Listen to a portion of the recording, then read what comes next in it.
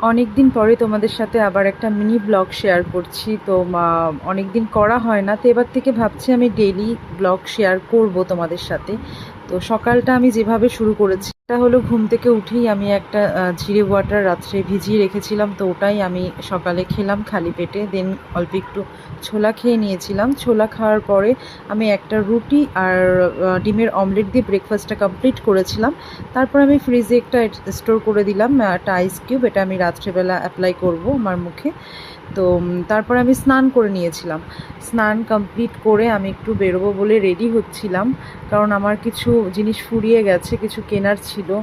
তো আমি তার জন্য চলে গেছিলাম বিশালে। তার আগে গেছিলাম আমি একটু ব্যাংকে, তো ওখানে আমার কাজ ছিল, কাজটা কমপ্লিট হয়নি। তো তারপর আমি চলে গেছিলাম বিশালে। বিশাল থেকে সেগুলো কিনে বাড়িতে চলে এসেছিলাম। তার আগেই যে একটুখানি আয়নায় পোজ দিয়ে নিচ্ছিলাম, ঢং করছিলাম।